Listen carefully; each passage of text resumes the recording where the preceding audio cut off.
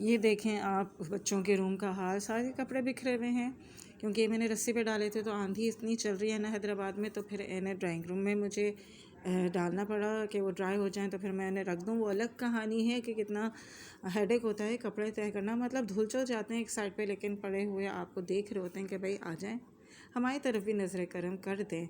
तो ये होता है कि फिर उनके ऊपर भी नज़र करम करनी होती है भाई, उन्हें भी वॉश तय करके ठिकानों पे लगाना होता है। आप मेरे 100 वीडियोस में देखते हैं कि कितने सारे कपड़े निकलते हैं और जो है फिर वो सिमटे भी जाते हैं। तो अस्सलाम वालेकुम फ्रेंड्स, कैसे हैं आप सब? उम्मीद करती हूँ सब ठीक ठाक होंगे। अल्लाह ताला आप सबको खुश रखे, आबाद रखे। और बड़े एहतराम वाले दिन है ज़िलहज के, तो खूब दुआएं कीजिए अपने लिए, अपने औलाद के लिए, अपनी फ़ैमिली के लिए। अच्छी और प्यारी प्यारी दुआएं कीजिए। अल्लाह ताला हम सब की इबादत को, इस्तग़फ़ार को, दुआओं को कबूल फ़रमाएँ। तो वहाँ से कपड़े समेट के यहाँ मैं आ गई थी किचन में और नाश्ते के बर्तन क्लियर किए और फिर सिंक को इसी तरह मैं अच्छी तरह से साफ़ करती हूँ, क्योंकि बर्तन धुलते हैं ना तो उनकी चिकनाई, छींटे वगैरह पीछे जो ट्रेस रखी होती हैं, या हमारा टैप होता है, पीछे की वॉल होती है, इस पर आते हैं। तो फिर मैं इसे रोज़ ही तकरीबन इस तरह धो के रखती हूँ। तो एक टिप है कि जब आप बर्तन धो रहे हो तो ज़रूर अपने सिंक की बैक साइड वाली वॉल को, जितने भी अक्सर पाकिस्तानी घरों में जो है टैप के साथ ट्रेज़ या इस तरह की प्लेट्स या पतीली के ढक्कन वगैरह रख दिए जाते हैं, जो अमूमन जब दावत वगैरह हो तो हटा दिए जाते हैं ना, तो फिर जो है उसको ज़रूर क्लीन किया कीजिए। और यहाँ पे एक ज़िप लॉक था, उसे भी वॉश करके मैंने ड्राई होने रख दिया था। बस अभी मैं सेकंड टाइम ज़िप लॉक को इस्तेमाल करूँगी और फिर फेंक दूँगी। और यहाँ पे टिश्यू रोल जो है मेरा टूट गया था, तो उसे जोड़ के लगाना है। पुदीना मैंने सूखने रखा हुआ है, क्योंकि बकरा ईद में पुदीना बहुत काम आता है, तो पहले से लेके सुखा लें तो सूखा हुआ पुदीना भी बहुत काम आएगा। इसे देखें मेंटेन करना है। सोच रही हूँ कि इसके ऊपर वाइट पेंट करके फिर इसे जो है फिक्स करके लगा दूँ। तो देखें ये जो मेरी सोच है, प्लान जो है कितना किस हद तक कामयाब होता है। वो वाले कपड़े तो मैंने समेट दिए थे, अब चादर वगैरह यहाँ मैंने सोफ़े पे फैलाई हुई थी, अपनी बेडशीट चेंज की थी मैंने, तो फिर इसको भी मैं समेट रही हूँ।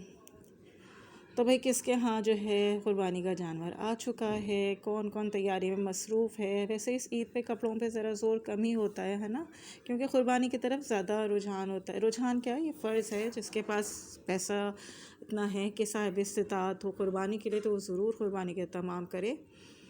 तो अल्लाह ताला जो है जो क़ुरबानी इस ईद पे कर रहे हैं, उनकी क़ुरबानियों को भी जो है अपनी बारगाह में कबूल फ़रमाए, मकबूल फ़रमाए। आमीन सुम्मा आमीन।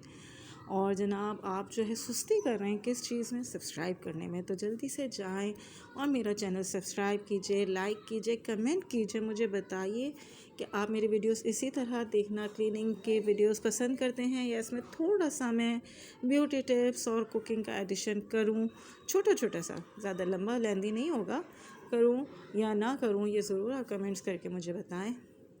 तो देखें बातों ही बातों में आपके साथ जो है मैंने ड्रेसिंग टेबल क्लीन कर दिया, रूम भी क्लीन कर दिया, वैक्यूम कर दिया। वैक्यूम की मैंने वीडियो नहीं बनाई। अच्छा, यहाँ पे जो मैं नाश्ते के बर्तन धो रही थी तो उसमें ब्लू बैंड का बॉक्स भी था ना, तो इस पर फिर मैंने ये ब्लू बैंड जो है रिफ़िल कर दिया है। और फिर जो पैकेट पे ब्लू बैंड रह गया था उसे बिल्कुल भी वेस्ट नहीं करना है।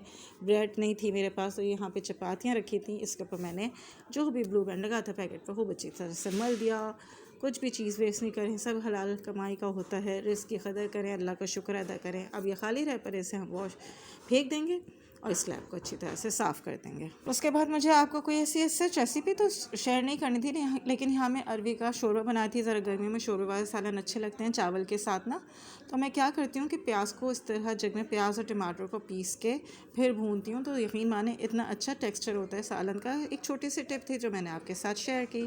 और ईद में दिन ही कितने रह गए हैं, 5 से 6 दिन या 4 से 5 दिन, है ना। तो बस ये है कि अब सफाइयाँ तो करनी है ना। तो पंखे वगैरह साफ़ हो रहे हैं आज और दरवाज़े साफ़ हो रहे हैं, क्योंकि देखें सफाई भी निस्फ़ ईमान है, क्या कहते हैं आप सब, है ना। तो घर को साफ़ रखें, अपने ईमान को आधा मुकम्मल करें, बाकी आपका ख़ुद दिल देखें इबादत की तरफ किस तरह माइल होता है। तो यहाँ पे मैंने पंखे, दरवाज़े और ये बेल को जो है इस तरह स्प्रे कर करके साफ़ करना शुरू कर दिया है। मेरा जो मैजिकल स्प्रे है ना, बताया मैंने आपको कितना मैजिकल है ये, उससे जो है साफ़ किया मैंने बेल और सबको। अब की दफ़ा उतारा नहीं है मैंने, अब नेक्स्ट 1-2 मंथ में उतारूँगी। सारा काम इस तरह भी नहीं करना है कि बिल्कुल ही मैं अपने आप को थका दूँ। आप देख रहे हैं कि किस तरह मैं सफाई को मैनेज कर रही हूँ, क्योंकि हेल्पर की तबीयत सही नहीं है, तो उसने इस तरह के कामों से अभी टोटली मना कर दिया है ना। तो फिर यह है कि ख़ुद ही मुझे सब कुछ काम करना है। तो बाकी काम जो है ईद के बाद उठा के रखेंगे हम, जो एज सच अभी एकदम इतने ज़रूरी हमें नज़र नहीं आ रहे हैं, और जो हम यानी उसको डिले करके भी कर सकते हैं। तो ये सब चीज़ें मैंने समेट दी कमरे की। और ये वाले डोर की बारी थी, तो इसके ऊपर भी देखें आप कपड़े इस तरीके हुए लगे हुए हैं ना, क्योंकि मेरे पास अलग से कोई स्टैंड तो है नहीं कपड़ों का, और कबर्ड में भी इतनी जगह नहीं होती है। तो जो है फिर मुझे इसी तरह मैनेज करना होता है, दरवाजे पर कपड़े वगैरह रख देती हूँ। तो उसे हटा के भी मैंने दरवाज़ा अच्छी तरह से साफ़ किया। अब मैं आ गई थी लाउंज के फ़ैन की तरफ, इसे भी मैंने बड़ा अच्छी तरह से साफ़ कर दिया। अच्छा, मैंने ये नोट किया, मैं वरना स्पंज और स्टील वूल से साफ़ करती थी, अभी मैंने पुराने टॉवल्स के छोटे छोटे पीसेस कर लिए थे, उससे मैंने साफ़ किया है ना इन सब चीज़ों को, तो बड़ी यकीन माने आसानी से साफ़ हो गई ये सब चीज़ें। अब ये विंडो की तरफ मैं आ गई थी, क्योंकि इसका ग्लास जो है काफ़ी डस्टी हो रहा था। मतलब सच तो मैं इसे डस्ट करती रहती हूँ, लेकिन जब आंधी चली थी ना अभी 2 दिन पहले, तो उसकी वजह से काफ़ी डस्ट आ गई थी इस पर। लेकिन माशाल्लाह से देखें कैसे एक ही जो है झटके में ही साफ़ हो गया और ख़ासतौर पे जो इसकी कुंडी वाली जगह होती है ना, जैसे मैं पकड़ के खोलती हूँ, बच्चे पकड़ के खोलते बंद करते हैं, वो ज़्यादा गंदी हो जाती है, हैंडल्स की जगह, कुंडी वगैरह की जगह, क्योंकि हाथ लगते हैं, तो फिर वो गंदी हो जाती है। तो उसे भी अच्छी तरह से साफ़ किया। अभी शाम में मैं वीडियो बना रही थी कि देखें किस तरह मेरी विंडो वगैरह साफ़ हो चुकी है, घर वगैरह साफ़ हो चुका है अल्हम्दुलिल्लाह। तो अब देखते हैं कि अब कौन सी हमें प्लानिंग करनी है 1-2 दिन में, क्या क्या साफ़ करना है, वो भी इंशाल्लाह आपके साथ वीडियो शेयर करेंगे। और यहाँ पे जनाब ये बन रहे हैं चिकन लेग्स, जो कि मेरे बच्चों को बहुत पसंद है। और ये जो है एक टिप मैं आपको दे दूं कि हल्की आंच पे फ्राई किया कीजिए, वरना चिकन लेग्स में अंदर से फ़ौरन से अगर कच्चे हो ना तो ब्लड निकल आता है, फिर बिल्कुल भी खाया नहीं जाता है। तो इसे लो फ्लेम पर ही फ्राई करना चाहिए। और साथ में कॉम्बिनेशन में टमाटर की चटनी और मज़ेदार चावल। तो वीडियो अच्छी लगी हो तो ज़रूर चैनल को सब्सक्राइब कीजिए। और देखिए चावल गर्म करते वक्त मैंने कल वाले चावल साथ ही गर्म होने रख दिए थे। थैंक यू, अल्लाह हाफ़िज़।